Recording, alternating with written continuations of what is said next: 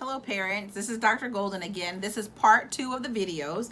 I am going to tell you exactly how to complete these forms so that you can ensure that you are completing them correctly. All right, so there is a form 1 and it actually has up here in this little gray box up here, it'll say form number 1. So form number 1 is the checklist for adult supervision. This is very important that you complete so that they can know and understand that you completed the project with your child. You will need to have your student's name. You'll have the project title, so come up with something really cool and really clever. Then you are going to check the boxes as they are completed. You will check that you have completed the rules and guidelines. In the other video, that is the documents that I shared with you that had on here that you actually did read the guidelines, so they're there. Then you will also check that I have worked with the students to complete the checklist, which is in here. You'll also check off that you've worked with the student and discussed any risks, because there is a risk assessment you'll have to do in here. Also, you are going to click that the project involves one or more of the following things. Now, I'm going to say this. They really encourage for students not to use humans, not to use animals, microorganisms, tissues, or anything of that nature.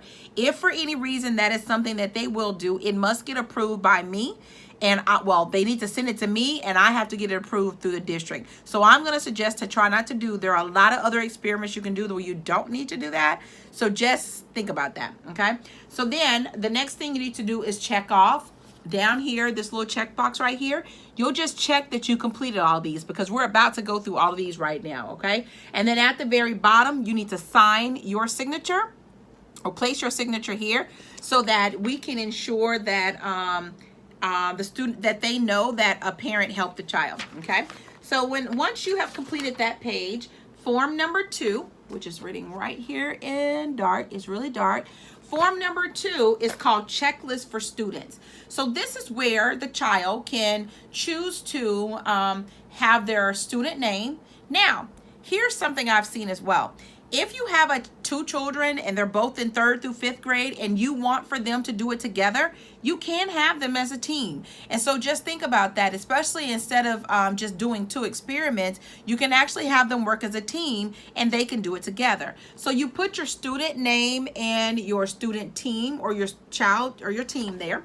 But you need both of the children's name. You need to also put your email because the children most likely don't have one, and your phone number. Then you can go and put the school name. You also can put the county name. We're in Fulton County. The school address is 3181 Hogan Road, and it is Atlanta, Georgia. You can add that there. Your school administrator is Dr. Kristen Vaughn, Vaughn. And her email is kristen.vaughn@atlanta.k12.ga.us.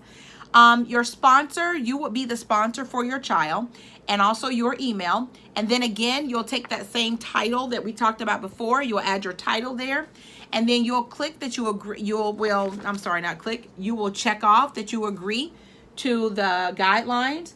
And then you'll also put when you start the experiment and when you end it, or when you start the research and when you end it. So you want to be sure that whenever you start actually collecting data begins the first day you talk about a question. If you decide that, hey, we've got a question, that's going to be your actual start date. When you finish your project, that is going to be your end, okay? So just note that. So then at the very bottom, I have already checked on here that it will be done at home, so don't worry about that. I checked it. And then at the very bottom, you just need to read a couple of things that talks about the experiment. And then after that, you are completed. Now, it has on here for you to complete an abstract. The abstract, which I put on a form that I'm sending home, an abstract is just a summary of everything you did. It's no more than 300 words. It's really short and brief. It just gives you the purpose of your study, the design that you use, and also you would talk about what are your major findings. So that's all your summary, your abstract will entail, okay? And so you will type that up at the very end, and you will have the opportunity to complete that as well. Now, I will say this.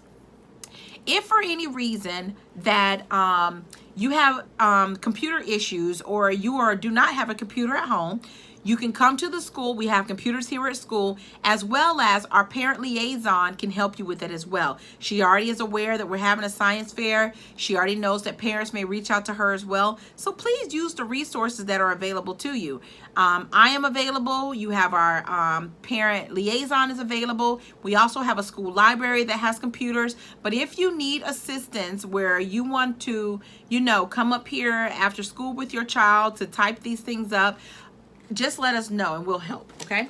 So after that, you now have Form 3. And Form 3 is your risk assessment, okay?